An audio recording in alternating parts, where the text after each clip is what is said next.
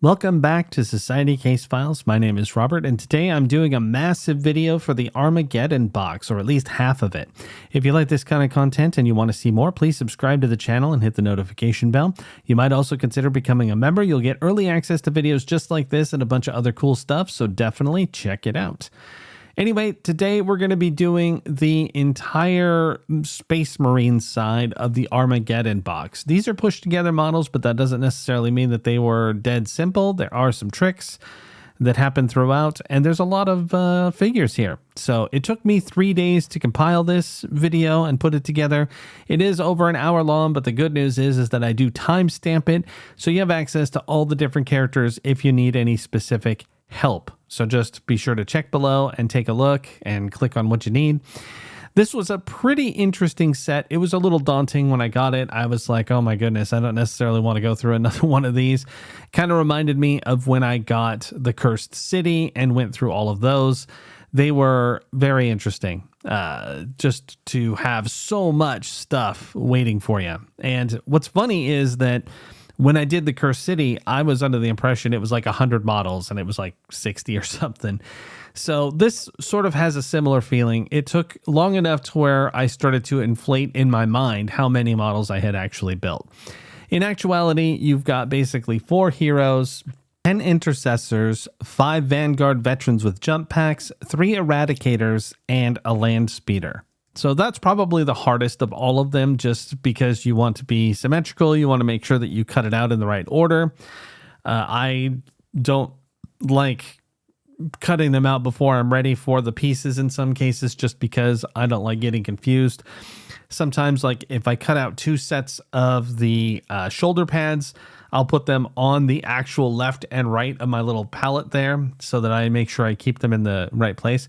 And as you watch the video, you're going to see that there are a couple of times where I still make mistakes in that way. So it is possible. It does happen. But, you know, just be patient. Make sure that you got the right piece for the right job, and it's not such a big deal. There are a couple of characters here that have to hold the weapon with both hands. If you've been watching the channel or you've seen, I find those to be some of the most challenging. It's just something to keep in mind as you go through the set. I can also tell you that you're going to want to push kind of hard, even with glue in some cases. Like those pieces that I'm doing, even right there, where it's just like a shin pad, basically. When you shove that in and it really works, you'll hear a little bit of a squeak as the glue sort of squishes into place and you've really got it in there.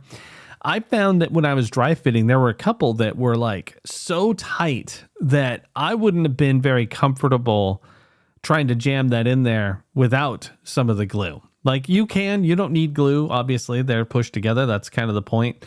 But for me, I wouldn't even try this without glue myself. So that's just me. If you don't want to, you're going to get the same thing out of this video as if you do use the glue. You'll just have to put up with the fact that I put glue on everything. Like, look at that piece that I just put on that's like cross body that you put down into the hip and in the stomach, and then that little shield thing goes at the top, and it's also a little bit spindly. So it's that kind of challenge that you're going to encounter throughout. It's not necessarily like awful, but it is something to think about. Now, as far as putting them on their bases, that's another interesting thing. The fact is that each of the bases has holes in them, and they're all in one bag. So I kind of find that annoying. But I solved my problem of not necessarily just knowing which base is which size by getting one of those army painter palette things. So the green one that's underneath my light there, that I use for, just getting it really messy. But just off to my right, which you can't see on the camera, I have the army painter version of it. And it has an outline of all of the different sizes of bases. So I was just double checking all of them before I'd throw characters on there. So all around, I think this was a pretty cool set, and I find it pretty exciting. I think that having this many models right off the bat in a set is pretty cool. So I don't know. The orc one is a little more daunting because there's quite a few more models. There's 20 orc boys and 5 heroes and a couple vehicles. So I'll get to that one soon, and it will also get posted. But for now, we got the Space Marines, and there you go. I'm probably going to, I did just literally talk over doing all of the heroes pretty much. What I'm going to do is there will be music, but in the timestamps, I'm also going to take a moment to talk about some of the other stuff. So we'll get there as we go. And anyway, thanks for watching, and I'll talk to you when I get to the next models.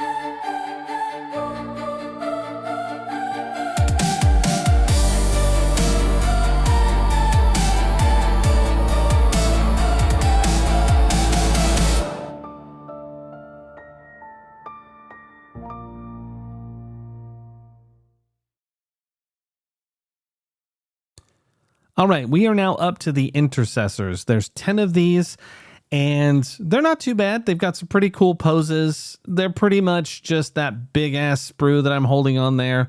And by and large, I'd say that they weren't a huge deal. I think that of all the models, these are just time-consuming because there's just so many of them.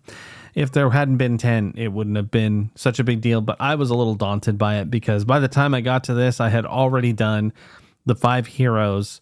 I'd already looked at the other things that were coming, and I was already tired. I guess I just wasn't super enthused about having to build them. Probably the biggest thing to think about is what I just did there, putting the leg on. They have a lot of strange ways to attach limbs to these characters since they are pushed together. I've got to be honest, in my opinion, building Space Marines, and I've built quite a few at this point, I really do prefer them not to be pushed together. I just find it much easier if I have smooth surfaces to press them up against to get a little bit more give. I've got some options, but with pushed together, it's like super precise, and you've got to really pay attention to exactly how they're going on, obviously, because they only go on one way. You will also find that it's easier to get the bodies on in this one since, you know, they're supposed to match up perfectly.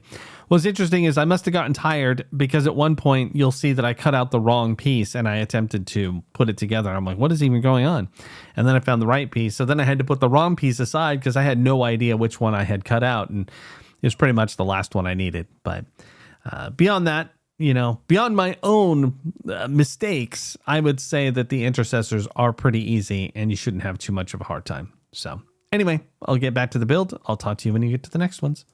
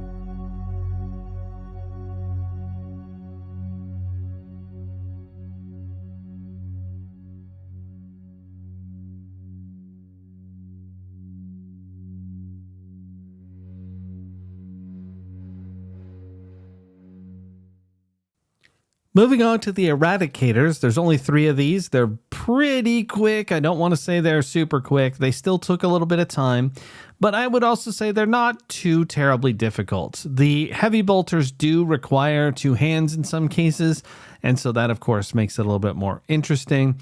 I do like how they fit together on the back there. Is really cool, and all around it does make it pretty convenient that those 2 little spines on their back work so well.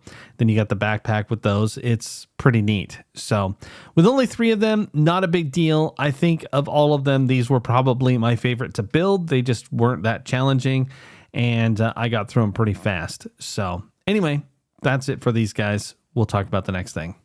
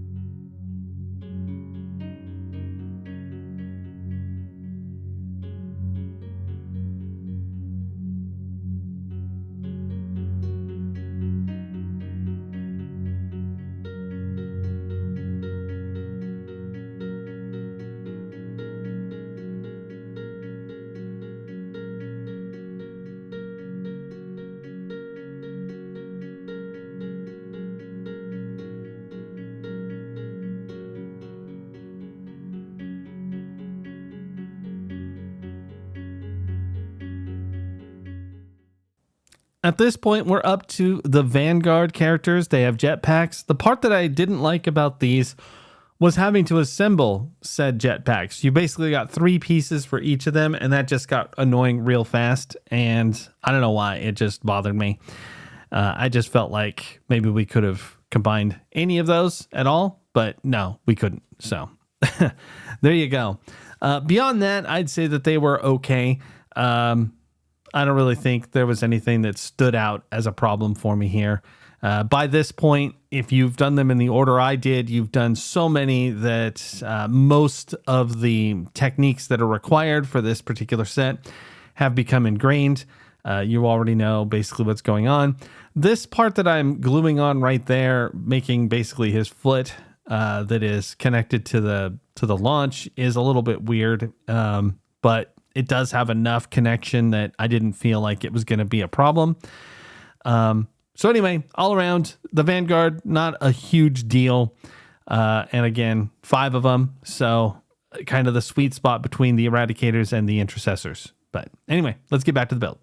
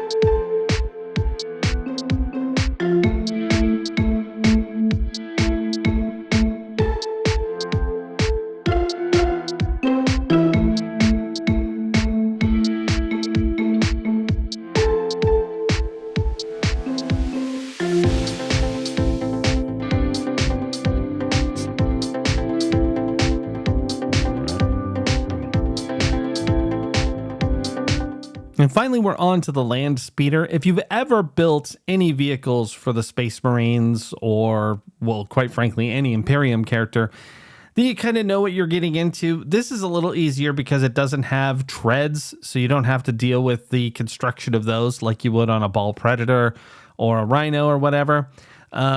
By and large, this was, I did say at the beginning that this was the most difficult part, but it isn't hard. It's just that there is some finicky parts here that you've got to pay attention to, like putting them on in the right order, the right direction, making sure that they line up properly. Like right there, I was struggling with that for some reason. But the little tread things that are basically its hover bits, I guess, those were not too bad. When you look at the instructions, you'll notice that one side has a bit of a higher point on it, and that is the one that goes towards the front. But other than that, I think that beyond that it's, you know, hefty and that you're going to have two models in there, it doesn't take too long. Now, I probably would have Subassemble painted this, but I didn't care.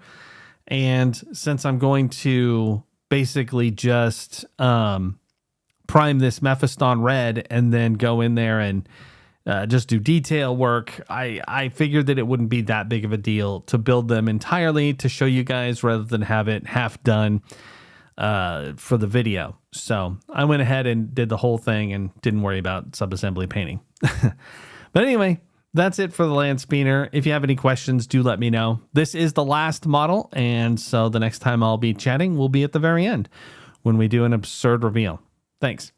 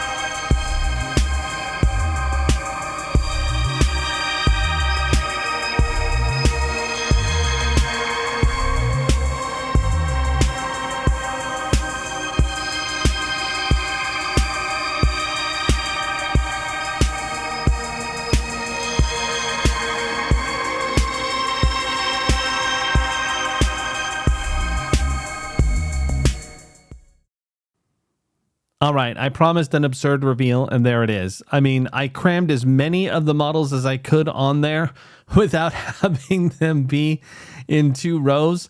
I still did miss a couple of Intercessors, so sorry about that. I just couldn't resist trying this. I thought it was hilarious to see them all basically surrounding the land speeder like that. I don't know. I had fun. Whatever. But that's it. That is the Space Marine portion of the Armageddon box. If you have any questions, do let me know. If you have any thoughts, I'm here.